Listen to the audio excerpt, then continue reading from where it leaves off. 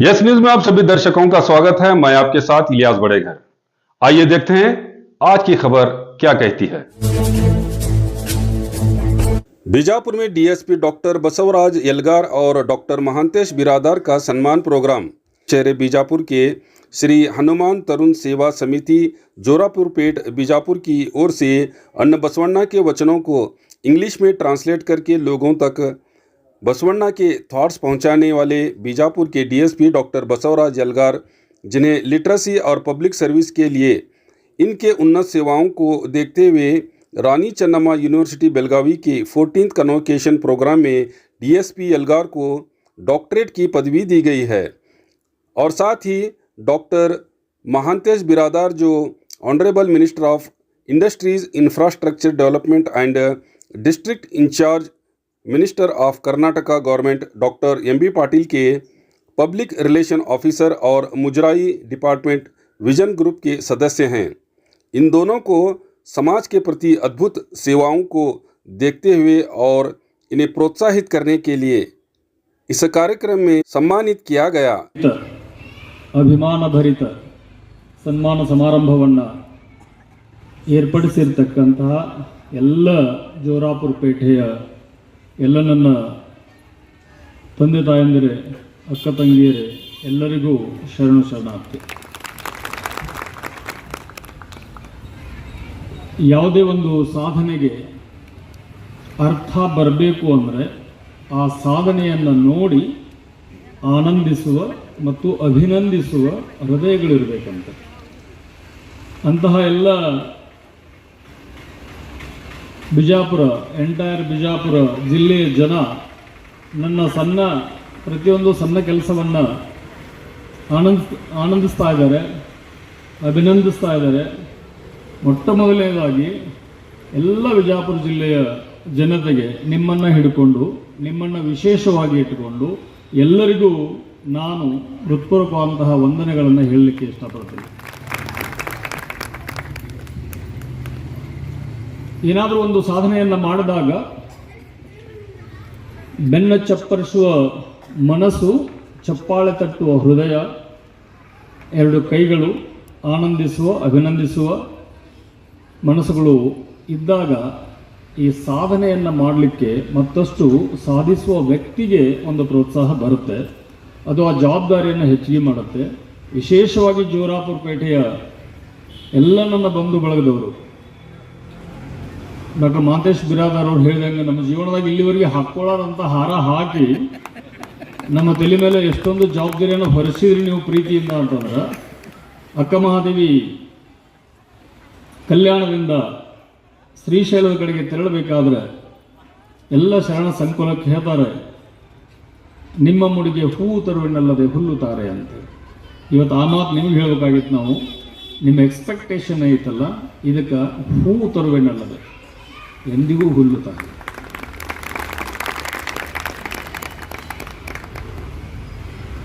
ನಾಡಿಗೆ ಅರಸನಾದರೂ ತಾಯಿಗೆ ಮಗ ಅಂತ ಹೇಳ್ತಾರೆ. ಹಂಗೆ ಜಗತ್ತಿನೊಳಗೆ ಎಲ್ಲೇ ಸನ್ಮಾನ ಆಗಲಿ, ಬಟ್ ಜೋರಾಪುರ ಪೇಟೆ ಸನ್ಮಾನ ನನಗೆ ವಿಶೇಷ. ಯಾಕಂದ್ರೆ ಈ ಪೇಟೆ ಹಳೆಯಾಗಿಲ್ಲ.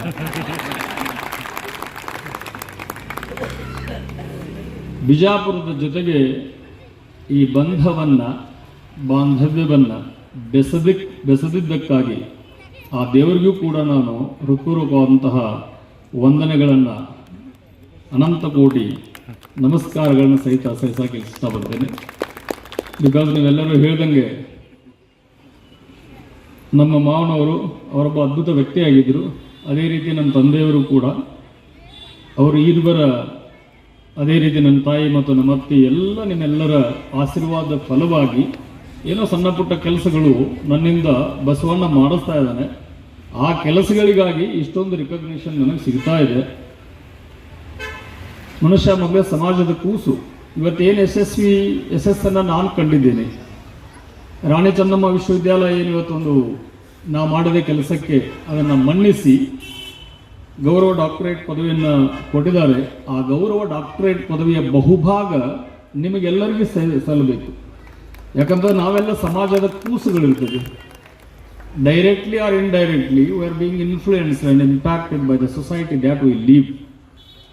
ಚಿಕ್ಕ ಮಗು ಹುಟ್ಟಿದಾಗಿಂದ ಹಿಡ್ಕೊಂಡು ಸಮಾಧಿಗೆ ಹೋಗುವವರೆಗೂ ಕೂಡ ಒಂದಿಲ್ಲ ಒಂದು ರೀತಿಯಿಂದ ಪ್ರಭಾವವನ್ನು ಅಕ್ಕಪಕ್ಕದವರು, ಸಮಾಜ ಎಲ್ಲವೂ ಕೂಡ ಮಾಡುತ್ತೆ. ಅದರ ಪ್ರಭಾವವಾಗಿ ಅದರ ಪರಿಣಾಮದಡಿಯಲ್ಲಿ ನಾವು ನಮ್ಮ ಬೆಳವಣಿಗೆಯನ್ನು, ಮಾನಸಿಕ ಬೆಳವಣಿಗೆಯನ್ನು ಕಾಣ್ತಾ ಇರ್ತೇವೆ. ಅದಕ್ಕಾಗಿ ನಾವು ಎಲ್ಲರಿಗೂ ಋಣಿಯಾಗಿರಲೇಬೇಕಾಗತ್ತೆ. No man can be an island unto himself ಅಂತೇಳಿ ಜಾನ್ ಡನ್ ಅಂತೇಳಿ ಅಮೆರಿಕನ್ ಒಬ್ಬ ರೈಟರ್ ಹೇಳ್ತಾರೆ. ಯಾವುದೇ ಒಂದು ವ್ಯಕ್ತಿ ತನ್ನಷ್ಟಕ್ಕೆ ತಾನು ಒಂದು ನಡಗಡ್ಡೆಯಾಗಿರೋಕ್ಕೆ ಸಾಧ್ಯ ಇಲ್ಲ ಅಂತ. Basically we are all social beings.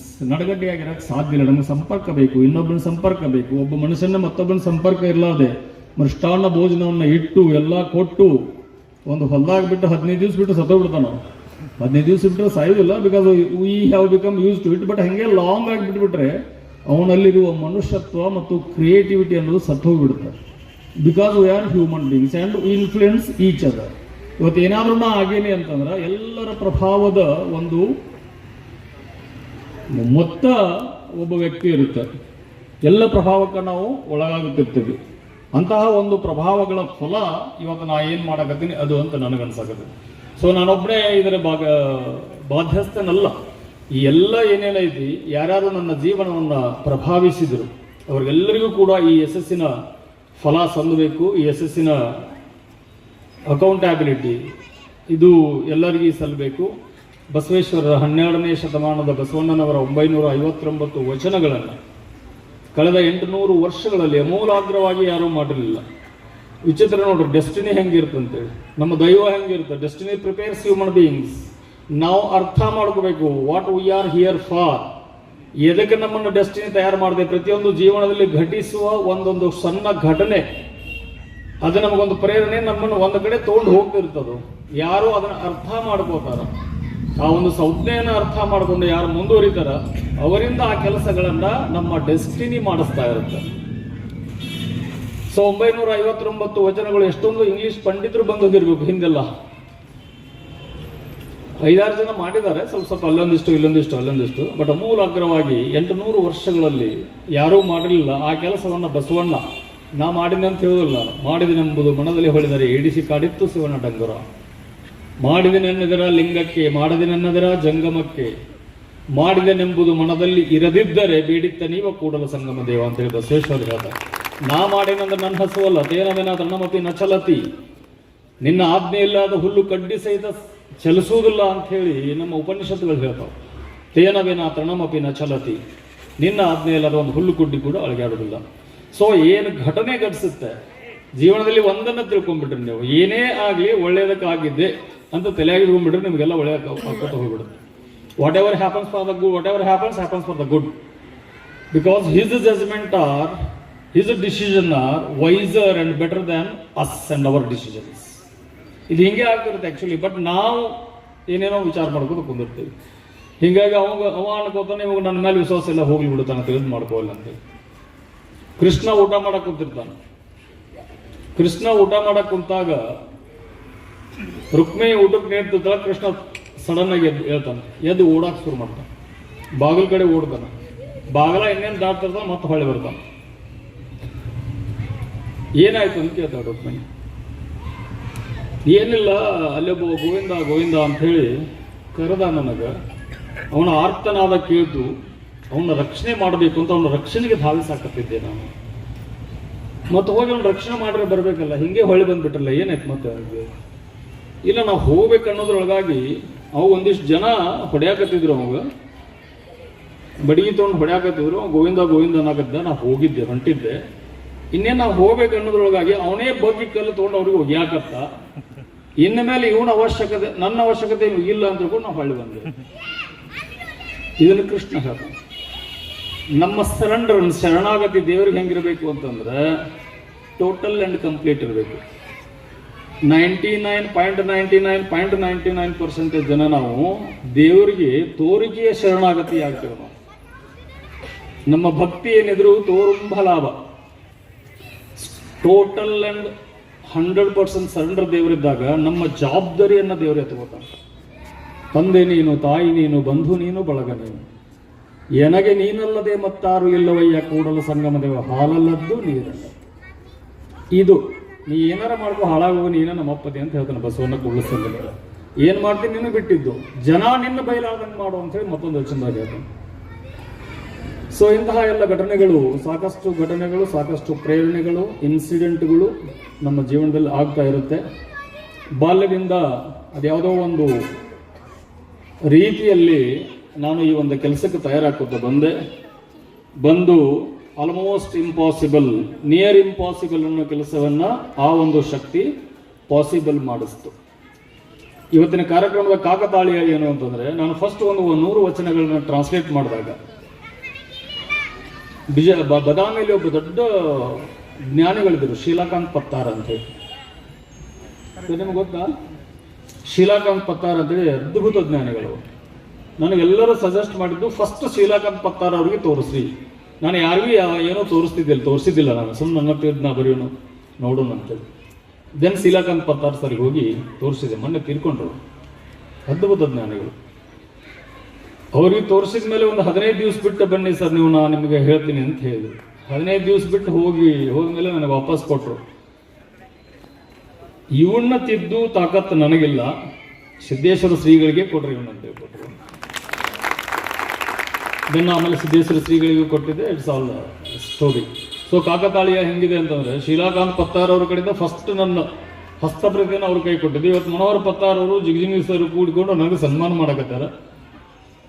ತಂದೆ ಸ್ವರೂಪದಲ್ಲಿರುವ ಅವರೆಲ್ಲರದು ಆಶೀರ್ವಾದ ಹೀಗೆ ಇದ್ದಲ್ಲಿ ಮತ್ತೆ ಬೇರೆ ಬೇರೆ ಕೆಲಸಗಳನ್ನು ಮಾಡುವಂಥ ದಾಪುಗಾಲಿಡೋಣ. ಎಲ್ಲ ನಮ್ಮ ಮಕ್ಕಳು ಆಂಗ್ಲ ಮಾಧ್ಯಮದಲ್ಲಿ ಓದುತ್ತಿರುವಂತಹ ಈ ಸಂದರ್ಭದಲ್ಲಿ ನಮ್ಮ ಮಕ್ಕಳು ವಚನ ಸಾಹಿತ್ಯದಿಂದ ವಂಚಿತರಾಗದೇ ಇರಲಿ ಅನ್ನೋ ಏಕಮೇವ ಉದ್ದೇಶದಿಂದ ಹೊರ ರಾಜ್ಯಗಳಲ್ಲಿ, ಹೊರ ರಾಷ್ಟ್ರಗಳಲ್ಲಿರುವ ನಮ್ಮ ಅಣ್ಣ ತಮ್ಮಂದಿರ ಮಕ್ಕಳಿಗೆ ಬಸವಣ್ಣ ಮತ್ತು ಬಸವಾದಿ ಪ್ರಮಥರು, ಅವರ ವಿಚಾರಗಳು ಎಲ್ಲ ಸಿಗಲಿ ಅನ್ನೋ ಉದ್ದೇಶದಿಂದ ಈ ಒಂದು ಭಾಷಾಂತರವನ್ನು ಮಾಡಿದ್ದೇನೆ ನಾನು. ವಚನಗಳು ಅಂತಂದರೆ ಸದ್ವಿಚಾರಗಳು. ಚನ್ನಬಸವಣ್ಣನವರು ಹೇಳ್ತಾರೆ, ಮತ್ತೆ ಲೋಕದ ಮನುಜರ ಮನದ ಮಲಿನವ ಕಳೆಯಲು ಗೀತ ಮಾತೆಂಬ ಜ್ಯೋತಿಯ ಹೊತ್ತಿಸಿ ಕೊಟ್ಟರು ಕಾಣ ಪ್ರಮಥರು ಅಂಥೇಳಿ. ಗೀತ ಮಾತೆಂಬ ಜ್ಯೋತಿ ಅಂತ ಹೇಳಿ ವಚನಕ್ಕೆ ಹೇಳ್ತಾರೆ. ಸ್ವರ್ಗಲೋಕಕ್ಕೆ ಬಟ್ಟೆ ಕಾಣಿರುವಂಥ, ಬಟ್ಟೆ ಅಂದರೆ ದಾರಿ, ವಚನಗಳು ಅಂದರೆ ಸ್ವರ್ಗಲೋಕಕ್ಕೆ ದಾರಿ ಅಂತೇಳಿ ಚನ್ನಬಸವಣ್ಣವ್ರು ಹೇಳ್ತಾರೆ. ಅಂತಹ ಸ್ವರ್ಗಲೋಕದ ದಾರಿಗಳು, ಸದ್ವಿಚಾರಗಳು, ಗೀತ ಮಾತೆಂಬ ಜ್ಯೋತಿಗಳು, ಜ್ಯೋತಿರ್ಲಿಂಗಗಳು, ಇದರಿಂದ ನಮ್ಮ ಮಕ್ಕಳು ವಂಚಿತರಾಗದೇ ಇರಲಿ ಅಂತ ಹೇಳಿ ಈ ವಚನಗಳನ್ನು ಭಾಷಾಂತರ ಮಾಡಿದ್ದೇನೆ. ಓದಿದವರೆಲ್ಲರೂ ತುಂಬ ಚೆನ್ನಾಗಿ ಬಂದಿದೆ, ಅದ್ಭುತವಾಗಿ ಬಂದಿದೆ ಅಂತ ಹೇಳ್ತಾ ಇದ್ದಾರೆ. ಒಂದು ಯೂನಿವರ್ಸಿಟಿ ಅದನ್ನು ರಿಕಗ್ನೈಸ್ ಮಾಡಿ ಡಾಕ್ಟರೇಟ್ ಕೊಡ್ತಾರೆ, ಚೆನ್ನಾಗಿದೆ ಅಂತ ಲೆಕ್ಕ. ಬಿಕಾಸ್ 2-3 ಕಮಿಟಿ ಅದು ಸ್ಕ್ರೀನಿಂಗು ಒಂದು ಮಾತೆಲ್ಲ ಮಾಡಿ ಗುದ್ದಾಡಿ ಆಮೇಲೆ ಲಾಸ್ಟಿಗೆ ಫೈನಲ್ ಮಾಡ್ತಿರ್ತಾರೆ. ಸೊ ಆ ರೀತಿ ನಮ್ಮ ಮತ್ತು ನಿಮ್ಮ ಎಲ್ಲ ಮಕ್ಕಳಿಗೆ ಆ ಪುಸ್ತಕ ತಲುಪಲಿ ಅಂತ ಹೇಳಿ ಮಾಡಿದ್ದೀನಿ. ಮತ್ತು ಅಕ್ಕಮಹಾದೇವಿ ವಚನಗಳನ್ನು ಸುಮಾರು 265 ವಚನಗಳನ್ನು ಇವತ್ತಿಗೆ ಮುಗಿಸಿದ್ದೇನೆ. ಬಹುಶಃ ಮಾರ್ಚ್ ತಿಂಗಳಲ್ಲಿ ಅಕ್ಕಮಹಾದೇವಿ ಪುಸ್ತಕವನ್ನು ಸಹ ಹೊರಗೆ ತರ್ತಿದ್ದೇನೆ. ಎಂಟೈರ್ ವಚನ ಸಾಹಿತ್ಯವನ್ನು ಇಂಗ್ಲೀಷ್ಗೆ ಭಾಷಾಂತರ ಮಾಡಬೇಕು ಅನ್ನೋ ಒಂದು ಗುರಿ ಇದೆ. ನಿಮ್ಮೆಲ್ಲರ ಆಶೀರ್ವಾದ, ನಿಮ್ಮೆಲ್ಲರ ಪ್ರೀತಿ ಮತ್ತು ಅಭಿಮಾನ ಹೀಗೆ ಇದ್ದರೆ ಖಂಡಿತವಾಗಿ ಅದನ್ನು ಬಹುಶಃ ಬಸವನೇ ನನ್ನಿಂದ ಆ ಕೆಲಸವನ್ನು ಮಾಡಿಸ್ತಾನನ್ನೋ ವಿಶ್ವಾಸ ಇದೆ. ಪೇಟು ಇದು 1991ರಿಂದ ನನಗೆ ಇಲ್ಲಿ ಸಂಪರ್ಕ ಸುಮಾರು 2000ನೇ ಇಶ್ಯೂವರೆಗೆ ನಾವು ದಿನ ಈ ಓಣಿ ಒಳಗೆ ಇರ್ತಿದ್ದೇವೆ. ಯಾಕಂದ್ರೆ ಸಂಬಂಧಿಯವ್ರು ನಾನು 91ಕ್ಕೆ BA ಅಡ್ಮಿಷನ್ ಆದ ಕೂಡ ನಾನು ಸಂಬಂಧಿಯವರು ನಮ್ಮ ಕ್ಲಾಸ್ಮೇಟ್ ಆಗಿದ್ದರು. ದಿನ ಅವ್ರ ಮನೆಗೆ ಬಂದು ನಮ್ಮದು ವಾಸ್ತವ ಇಲ್ಲೇ ಮೇಲ್ಗಡೆ ಇದೇ ರೂಮ್ನಾಗ ನಾವು ಇರ್ತಿದ್ದೀವಿ. ಹೀಗಾಗಿ ಇಲ್ಲಿ ಇರ್ತಕ್ಕಂಥ ಎಲ್ಲರೂ ಸಹಿತ ಪರಿಚಿತರು, ಇದೇ ಓಣಿಯವರಾಗಿದ್ದೀವಿ. ಮುಂದೆ ಎಜುಕೇಷನ್ ಮುಗಿದ ಮ್ಯಾಗೆ ಕೆಲಸದ ನಿಮಿತ್ತ ಬೇರೆ ಕಡೆ ಹೋದ್ಮೇಲೆ ದಿನ ಭೇಟಿ ಆದ್ರೂ ಇಲ್ಲಿ ಬರುವಂಥದ್ದು ಕಡಿಮೆ. ನೀವು ಭಾಳ ಪ್ರೀತಿಯಿಂದ ಕರೆಸಿ ಇವತ್ತು ಸನ್ಮಾನವನ್ನು ಮಾಡಿದ್ದೀರಿ. ಮುಖ್ಯವಾಗಿ ಇಬ್ಬರು ಗುರುಗಳ ಸಮ್ಮುಖದಲ್ಲಿ, ಒಂದು ಸತೀಶ್ ಜಿಗ್ಜಿನಿ ಸರು ಮತ್ತು ಪತ್ತಾರ್ ಸರು. ಪತ್ತಾರ್ ಸರು ನಮ್ಮ ಗುರುಗಳವರು ಅಂದರೆ MB ಪಾಟೀಲ್ರ ಗುರುಗಳವರು. ಅವ್ರ ಕಡೆಯಿಂದ ಮತ್ತು ಸತೀಶ್ ಜಿಗ್ಜಿನಿ ಸರು ನಮಗೆ ಭಾಳ ವರ್ಷದಿಂದ, ನಾನು ಹಿಂದೆ ABVP ಕಾರ್ಯದರ್ಶಿಯಾಗಿ ಬಿಜಾಪುರ ನಗರದಲ್ಲಿ ಕೆಲಸ ಮಾಡಬೇಕಾದ್ರೆ ಅವ್ರನ್ನ ಕರೆಸಿ ಸಿದ್ದೇಶ್ವರ ಕಲಾಭವನದಲ್ಲಿ ಒಂದು ಕಾರ್ಯಕ್ರಮ ಮಾಡಿದ್ದೀವಿ. ಆ ಸಂದರ್ಭದಲ್ಲಿ ಅವರು ಅದ್ಭುತವಾಗಿ ಮಾತನಾಡಿದರು. ಅವರು ಏನು ಸಬ್ಜೆಕ್ಟ್ ಹೇಳಿದ್ರೆ ಇನ್ನೂ ನನ್ನ ತಲೆಯೊಳಗೆ ಬಹುತೇಕ ಅದು 93ರಲ್ಲಿ ಅವರು ಏನು ಸಬ್ಜೆಕ್ಟ್ ಹೇಳಿದ್ರು, ಅವತ್ತು ಭಾಷಣ ಮಾಡಿದ್ರು ಸಿದ್ದೇಶ್ವರ ಕಲಾಭವನದಾಗ, ಇವತ್ತಿಗೂ ನನ್ನ ಮನಸ್ಸಿನಲ್ಲಿದೆ. ಅವರ ಅಳಿಯಂದಿರು ಸಂಕೇತ್ ಬಗ್ಲಿ ಅವರು ನಾವು ಸ್ನೇಹಿತರು ಕೂಡ ಆಗಿದ್ದೀವಿ. ಇವತ್ತು ಈ ಸಂದರ್ಭದಲ್ಲಿ ಜೋರಾಪುರ ಪೇಟ್ ಅಂತಕ್ಕಂಥದ್ದು ಇದು ಪಟ್ಟಣದಲ್ಲಿ ಇದ್ರೂ ಒಂದು ರೀತಿ ಹಳ್ಳಿ ಇದ್ದಂಗಿದೆ. ನಗರ ಬಿಜಾಪುರ ನಗರದ ಹೃದಯ ಭಾಗದಲ್ಲಿ ಇದ್ರೂ ಸಹಿತ ನಾವು 30 ವರ್ಷದಿಂದ ಯಾವ ರೀತಿ ನೋಡ್ತಿದ್ದೀವಿ, ಭಾಳಷ್ಟು ಹಳ್ಳಿಗಳು ಬದಲಾವಣೆ ಆಗ್ಯಾವ. ಹಳ್ಳಿಗಳನ್ನು ನೋಡಿದರೆ ಹಳ್ಳಿಗಳು 30 ವರ್ಷದ ನಂತರ ಹೋದ್ರೆ ಹಳ್ಳಿಗಳು ನಿಮ್ಗೆ ಗುರ್ತೇ ಸಿಗೋದಿಲ್ಲ. ಆದರೆ ಇಲ್ಲಿ ತಾಯಂದಿರನ್ನ ತಮ್ಮನ್ನೆಲ್ಲ ನೋಡಿದರೆ ಇವತ್ತಿಗೂ 30 ವರ್ಷದ ಹಿಂದೆ ಹೆಂಗಿತ್ತು, ಇವತ್ತು ಎಷ್ಟೇ ನಗರ ಬೆಳೆದ್ರೂ ಸಹಿತ ನಿಮ್ಮ ಮೂಲ ಸಂಸ್ಕೃತಿ ಏನದ, ಮೂಲ ನಾಗರಿಕತೆ ಏನದ, ಅದನ್ನು ಬಿಟ್ಟು ಕೊಟ್ಟಿಲ್ಲ. ಇದು ನಿಜವಾದಂಥ ಸಂತೋಷ. ಯಾಕಂದ್ರೆ ಇವತ್ತು ಇಂಥ ಒಂದು ಕಾರ್ಯಕ್ರಮದಾಗ ಇಷ್ಟು ಜನ ನೀವು ಶಾಂತ ರೀತಿಯಿಂದ ಸಮಯಕ್ಕೆ ಸರಿಯಾಗಿ ಆಗಮಿಸಿ ಎಷ್ಟು ಶಿಸ್ತಿನಿಂದ ಕುಂತೀರಿ ಅಂತಂದ್ರೆ ಇದು ಇಂಥ ಏರಿಯಾದಲ್ಲಿ ಮಾತ್ರ ನಾವು ನೋಡ್ಲಿಕ್ಕೆ ಸಾಧ್ಯ. ಇಲ್ಲ ಅಂತಂದ್ರೆ ಬೇರೆ ಕಡೆ ಯಾರೂ ಇಂಥ ಕಾರ್ಯಕ್ರಮಗಳಲ್ಲಿ ಭಾಗವಹಿಸೋದಿಲ್ಲ. ಭಾಗವಹಿಸಿದ್ರು ಪ್ರೀತಿಯಿಂದ ಭಾಗವಹಿಸೋದಿಲ್ಲ, ಏನೋ ಕರೆದಾರಂತ ಬಂದಿರ್ತಾರೆ. ಆದ್ರೆ ನೀವು ಪ್ರೀತಿ ಮತ್ತು ಅಭಿಮಾನದಿಂದ ಇವತ್ತು ಈ ಏರಿಯಾದಾಗಿರ್ತಕ್ಕಂಥ ಎಲ್ಲ ಸಮಾಜದವ್ರು ಬಂದು ಸನ್ಮಾನ ಮಾಡಿದ್ರಿ. ಇದು ಒಂದು ಒಕ್ಕಟ್ಟನ್ನು, ಏಕತೆಯನ್ನು ತೋರಿಸ್ತದೆ. ಇದನ್ನೇ ಬಸವಣ್ಣ ಹೇಳಿದ್ದು, ಎಲ್ಲರನ್ನ ಕೂಡಿ ತೆಗೆದುಕೊಂಡು ಹೋಗ್ತಕ್ಕಂಥದ್ದು. ಕೇವಲ ಉಳ್ಳವರೆಲ್ಲ ಸರ್ವರಿಗೂ ಸಮಾನತೆ ದೊರಕಬೇಕು, ಸರ್ವರು ಜೊತೆಯಾಗಿರಬೇಕು, ಸರ್ವರಿಗೂ ಎಲ್ಲ ಅವಕಾಶಗಳ ಸಿಗಬೇಕು, ಮಹಿಳೆಯರಿಗೂ ಪ್ರಾತಿನಿಧ್ಯ ಸಿಗಬೇಕು ಅನ್ನುವಂಥದ್ದನ್ನು 12ನೇ ಶತಮಾನದಾಗ ಬಸವಣ್ಣ ಹೇಳಿದ್ದ. ಆ ಬಸವಣ್ಣನವರು ಬರೆದಂತಹ ವಚನಗಳನ್ನು ಸುಮಾರು 950 ವಚನಗಳನ್ನು ನಮ್ಮ ಬಸವರಾಜ್ ಎಲ್ಗಾರ್ ಅವರು ಇವತ್ತು ಇಂಗ್ಲೀಷಿಗೆ ಭಾಷಾಂತರವನ್ನು ಮಾಡಿ ಅವರ ಬಸವಣ್ಣವರ ವಚನಗಳು ಕೇವಲ ಕನ್ನಡಕ್ಕೆ, ಕನ್ನಡ ನಾಡಿಗೆ, ಕೇವಲ ಇಲ್ಲಿನ ಜನರಿಗೆ ಮಾತ್ರ ಅಲ್ಲ, ಅದು ಜಗತ್ತಿನ ಎಲ್ಲ ಕಡೆನೂ ಅದು ಪಸರಿಸಬೇಕು ಅಂತಕ್ಕಂಥ ಕೆಲಸವನ್ನು ಅವರು ಪೊಲೀಸ್ ಅಧಿಕಾರಿಯಾಗಿ, ಯಾಕಂದ್ರೆ ಪೊಲೀಸ್ ಅಧಿಕಾರಿಗಳಿಗೆ ಕೆಲಸದ ಒತ್ತಡ ಭಾಳ ಇರ್ತದೆ ಮತ್ತು ಅವರಿಗೆ ಭಾಳ ಸ್ಟ್ರೆಸ್ ಇರ್ತದೆ. ಅಂಥದ್ರೊಳಗೆ ಇಂಥ ಕೆಲಸ ಮಾಡಬೇಕಾದ್ರೆ ಭಾಳಷ್ಟು ಸಮಯ ಬೇಕಾಗ್ತತಿ, ಶ್ರಮ ಬೇಕಾಗ್ತತಿ, ಬುದ್ಧಿವಂತಿಕೆ ಬೇಕಾಗ್ತತಿ. ಅವರು ಕೂಡ ಒಬ್ಬ ಸಾಮಾನ್ಯ ಹಳ್ಳಿಯಿಂದ ಬಂದಂಥ ರೈತ ಕುಟುಂಬದಿಂದ ಬಂದಂಥ ಕನ್ನಡ ಶಾಲೆಯಲ್ಲಿ ಓದಿದಂಥ ವ್ಯಕ್ತಿ. ಅವರೇನು ಇಂಗ್ಲೀಷ್ ಮೀಡಿಯಂ ಸ್ಕೂಲ್ನಾಗ ಓದಿಲ್ಲ. ಆದರೆ ಅವರ ಹಾಬಿ ಇವತ್ತು ಈ ಕೆಲಸವನ್ನು ಮಾಡ್ಲಿಕ್ಕೆ ಹತ್ತದ. ಕೇವಲ ಬಸವಣ್ಣಂದಲ್ಲ, ಈಗ ಸುಮಾರು 150ರಿಂದ 200 ಅಕ್ಕಮಹಾದೇವಿ ವಚನಗಳನ್ನು ಕೂಡ ಅವರು ಇಂಗ್ಲೀಷಿಗೆ ಟ್ರಾನ್ಸ್ಲೇಟ್ ಮಾಡಿದ್ದಾರೆ. ಆಮೇಲೆ ಇನ್ನೊಂದು ಇಸ್ಲಾಂ ಬಗ್ಗೆ ಇರತಕ್ಕಂಥ ಒಂದು ಇಂಗ್ಲೀಷ್ ಬುಕ್ಕನ್ನು ಕನ್ನಡಕ್ಕೆ ಅವರು ಟ್ರಾನ್ಸ್ಲೇಟ್ ಮಾಡ್ತಾ ಇದ್ದಾರೆ. ಇಷ್ಟೆಲ್ಲ ಕೆಲಸಗಳನ್ನು ಅವರು ಮಾಡಿದ್ದನ್ನು ಗುರುತಿಸಿ ರಾಣಿ ಚೆನ್ನಮ್ಮ ವಿಶ್ವವಿದ್ಯಾಲಯ ಅವರಿಗೆ ಗೌರವ ಡಾಕ್ಟರೇಟ್ ಪ್ರಶಸ್ತಿ ನೀಡಿದೆ. ಅವರು ವಿಶೇಷವಾಗಿ ಈ ಗಲ್ಲಿಯ ಅಳಿಯಂದಿರು NS ಅಳ್ಳೊಳ್ಳಿಯವರನ್ನು ಈ ಸಂದರ್ಭದಲ್ಲಿ ನಾವು ನೆನೆಸಬೇಕು. NS ಅಳ್ಳೊಳ್ಳಿಯವರು ನ್ಯಾಯವಾದಿಗಳಾಗಿ ಭಾಳ ಅದ್ಭುತವಾದಂಥ ಕೆಲಸವನ್ನು ಮಾಡ್ತಾಯಿದ್ರು. ಅವ್ರ ಮನೆ ಮುಂದೆ ಬೋರ್ಡ್ ಇತ್ತು, ಬಡವರಿಗೆ ಉಚಿತ ಸಲಹೆಯನ್ನು ನೀಡಲಾಗುವುದು ಅಂಥೇಳಿ. ನಾವು ಇಲ್ಲಿದ್ದಾಗ ನೋಡ್ತಿದ್ದೇವೆ, ದಿನ ಅವರು ಟಾಂಗಾದ ಮೇಲೆ ಹತ್ತಿ ಟಾಂಗಾ ಬಂದು ನಿಂದಿರ್ತಿತ್ತು, ಟಾಂಗಾದಾಗ ಕುಂತು ಅವರು ಕೋರ್ಟಿಗೆ ಹೋಗ್ತಿದ್ರು. ಅದು ನೋಡುವುದೇ ಒಂದು, ಇವತ್ತು ಟಾಂಗಾನೂ ಇಲ್ಲ. ಟಾಂಗಾ ಕಣ್ಮರೆ ಆದ ನಂತರ ಅಂಥ ವ್ಯಕ್ತಿಗಳು ಸಹಿತ ಕಣ್ಮರೆ ಆಗಿದ್ದಾರೆ. ಆದರೆ ಅವರ ಅಳಿಯಂದಿರಾಗಿ ಇವತ್ತು PSI ಆಗಿ ಬಿಜಾಪುರಕ್ಕೆ ಬಂದಿದ್ದರು, CPI ಆಗಿ ಕೆಲಸ ಮಾಡಿದರು, ಇವತ್ತು DSP ಆಗಿ ಪದೋನ್ನತಿ ಹೊಂದಿ ಇವತ್ತು ಅದರ ಎಲ್ಲರಿಗಿಂತನೂ ಅವರೇನೋ ಪೊಲೀಸ್ ಅಧಿಕಾರಿಯಾಗಿ ಕೆಲಸ ಮಾಡಿದ್ದಾರೆ. ಆದರೆ ಒಬ್ಬ ಸಾಹಿತಿಗಳಾಗಿ, ಕವಿಗಳಾಗಿ ಅವರು ಮಾಡಿದಂಥ ಕೆಲಸ ಬಹುತೇಕ ಅದು ಜನಮಾನಸದಲ್ಲಿ ಯಾವತ್ತಿಗೂ ಸಹಿತ ಶಾಶ್ವತವಾಗಿರ್ತದೆ. ಇವತ್ತು ನಾವು ವಾಸಂತಿಬಾಯಿ ಜಿಗಜಿಣಗಿ ಅವರನ್ನು ನೆನೆಸ್ಬೇಕು ಈ ಸಂದರ್ಭದೊಳಗೆ. ಯಾಕಂದ್ರೆ ಅವರು ನಮ್ಮ ಆಯುರ್ವೇದಿಕ್ ಕಾಲೇಜ್ ಆಡಳಿತ ಮಂಡಳಿ ಚೇರ್ಮನ್ರಾಗಿದ್ದರು ಸರ್. ನಾವು ಕಾಲೇಜ್ ಸ್ಟೂಡೆಂಟ್ ಲೀಡರ್ ಆಗಿದ್ದೆ. ನಾವು ಸುಮ್ಮನೆ ಕೊಟ್ಟಿರ್ತಿರ್ಲಿಲ್ಲ. ಕಾಲೇಜ್ನಾಗ ಏನಾರು ಪ್ರಾಬ್ಲಮ್ ಇದ್ರೆ ನಿಮ್ಮ ಮನೆಗೆ ಬರ್ತಿದ್ವಿ. ಅವರು ಸ್ಟೂಡೆಂಟ್ಸ್, ನಾವು ಸಣ್ಣ ಹುಡುಗರು, ನಾವು ಸ್ಟೂಡೆಂಟ್ಸ್ ಅಂದ್ರೆ ಯಾರು ಹೊರಗಡೆ ನಿಂತು ಮಾತಾಡಿ ಕಳಿಸ್ತಿದ್ರು. ಆದ್ರೆ ಅಮ್ಮನವ್ರು ಎಷ್ಟು ಇದು ಅಂದ್ರೆ ನಮ್ಮನ್ನೆಲ್ಲ ಕರೆದು ಮ್ಯಾಗ ಅಟ್ಟದ ಮ್ಯಾಗ ಎಲ್ಲರನ್ನು ಕೂಡಿಸಿ ಚಹಾ ಕುಡಿಸಿ ನಿಮ್ದು ಏನು ಸಮಸ್ಯೆ ಅಂತ ಕುಂತು ಕೇಳಿ ಅದನ್ನು ನಾನು ಹೇಳ್ತೀನಿ, ಸರಿ ಮಾಡ್ತೀನಿ ಅಂತ ಹೇಳಿ ಕಳಿಸಿ ಅದನ್ನು ಸರಿ ಮಾಡ್ತಕ್ಕಂಥ ಒಬ್ಬ ಮಾತೃ ಹೃದಯ ವಾಸಂತಿಬಾಯಿ ಜಿಗಜಿಣಗಿ ಅವರು ಆಗಿದ್ದರು. ಭಾಳಷ್ಟು ಸಂಘ ಸಂಸ್ಥೆಗಳಿಗೆ ಅವರು ನೆರವು ಕೊಟ್ಟಿದ್ದರು. ಸ್ಕೌಟ್ ಆ್ಯಂಡ್ ಗೈಡ್ಸ್ ಆಗಿರ್ಬೋದು, ಶಿಕ್ಷಣ ಸಂಸ್ಥೆಗಳಾಗಿರ್ಬೋದು, ಆಮೇಲೆ ಮುದ್ದೇಬಾಳದ ಚಿನವಾಲ ಸಂಸ್ಥೆಗೆ ಅವರು ಭಾಳ ಅವರ ಸೇವೆ ಇವತ್ತು ಅವ್ರ ಕಣ್ಮುಂದೆ ನೆನಪು ಬರ್ತಾರೆ. ಅಂಥವ್ರನ್ನೆಲ್ಲ ನೆನೆಸ್ಕೊಳ್ಳೋದು ಅಡಿದಾರಗಳಲ್ಲಿ ವಂದಿಸುತ್ತಾ ಈ ಒಂದು ಸನ್ಮಾನ ಸಮಾರಂಭದ ಕೇಂದ್ರ ಬಿಂದು ಆಗಿರ್ತಕ್ಕಂತಹ ಡಾಕ್ಟರ್ ಎಲ್ಗಾರ್ ಸಾಹೇಬರು ಹಾಗೂ ದಂಪತಿಗಳೇ ಹಾಗೂ ಡಾಕ್ಟರ್ ಮಹಾಂತೇಶ್ ಬಿರಾದರ್ ಅವರೇ ಹಾಗೂ ಇದೀಗ ತಾನೇ ಬಹಳ ಮಾರ್ಮಿಕವಾಗಿ ಮಾತಾಡಿರ್ತಕ್ಕಂಥ ನಮ್ಮ ಹಿರಿಯರಾಗಿರ್ತಕ್ಕಂಥ ಡಾಕ್ಟರ್ ಸತೀಶ್ ಜಿಗಜಿಣಗಿ ಸಾಹೇಬ್ರೆ ಹಾಗೂ ನಮ್ಮ ಅದ್ಭುತವಾಗಿ ಮಾತಾಡಿ ಈ ದೇವಸ್ಥಾನದ ಪರವಾಗಿ ಹೇಳಿರ್ತಕ್ಕಂಥ ಪತ್ತಾರ್ ಸರ್ ಅವರೇ ಹಾಗೂ ಈ ಒಂದು ಕಾರ್ಯಕ್ರಮ ಆಯೋಜನೆ ಮಾಡಿರ್ತಕ್ಕಂಥ ನಮ್ಮ ಆತ್ಮೀಯ ಸಹೋದರಾಗಿರ್ತಕ್ಕಂಥ ಗಂಗಾಧರ ಸಮ್ಮಣ್ಣಿ ಅವರೇ, ಇಲ್ಲಿ ಸೇರಿರ್ತಕ್ಕಂಥ ಎಲ್ಲ ಗುರು ಹಿರಿಯರೇ, ಶ್ರದ್ಧೆಯ ಎಲ್ಲ ತಾಯಂದಿರೇ, ಅಕ್ಕ ತಂಗಿಯರೇ, ಅಣ್ಣ ತಮ್ಮಂದಿರೇ, ಎಲ್ಗಾರ್ ಸಾಯರಪ್ಪ ಅಂತಂದ್ರೆ ಭಾಳ ಆತ್ಮೀಯರು. ಅವರು ಸಾಹಿತಿಗಳು ಅಂತಂದ್ರೆ ಭಾಳಷ್ಟು ಜನ ಏನು ಮಾಡ್ತಾರೆ, ಅವ್ರು ಬರೆದಿದ್ದ ಬುಕ್ ನೋಡಿದ್ರಪ್ಪ ಅಂದ್ರೆ ಏನು ಇವರು ಪೊಲೀಸ್ ನೌಕರಿಗೆ ಹೆಂಗೆ ಸೇರಿದ್ರು ಅಂತಂದು. ಆದ್ರೆ ತಮಗೊಂದು ಮಾತು ಹೇಳೋಕೆ ಇಷ್ಟಪಡ್ತೀನಿ. ಫಸ್ಟ್ ಅವರು PSI ಆಗಿ ಬಂದಿದ್ರಿ. ಅವಾಗ ಸಾಕಷ್ಟು ಜನ ರೌಡಿ ಶೀಟ್ರು ಇರ್ಬೋದು, ಇವತ್ತು ಏನು ಈ ಗುಂಡಾಯಿಸಮ್ ಮಾಡ್ತಿರ್ತಕ್ಕಂಥ ಒಟ್ಟರು ಹೆಡಿಮುರಿ ಕಟ್ಟತಂದ್ರು ಅವ್ರು. ಅಂಥ ಖತರ್ನಾಕ್ ಆಫೀಸರ್ ಅವರು. ಅವರಪ್ಪ ಅಂತಂದ್ರೆ ಈ ಸಿಂಗಮ್ ಪಿಕ್ಚರ್ ಈಗ ಬಂದವು, ಆದ್ರೆ ನಾವು ಅವಾಗೇ ನೋಡಿಬಿಟ್ಟಿವಿ. ಅವರು ನಾವು ಕಣ್ಣಾರೆ ಕಂಡಿದ್ದೀವಿ. ಅವರು ಅಷ್ಟು ಅದ್ಭುತ ಅವರು ಸೇವೆ ಸಲ್ಲಿಸ್ಯಾರ.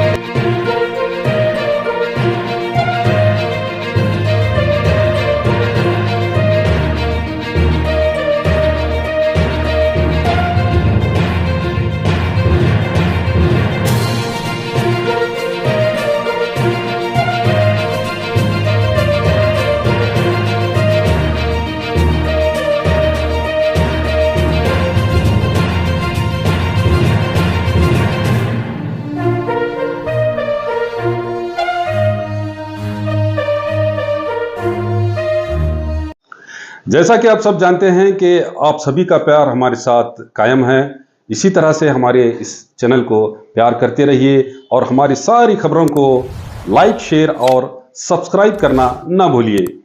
हमारा यही मकसद है कि आपको हर खबर जो है, जैसा है वैसा ही आपको हम दिखाते रहेंगे, ना किसी का पक्ष लेंगे, ना किसी के विरोध में जाएंगे। हमारे कदम सच के साथ।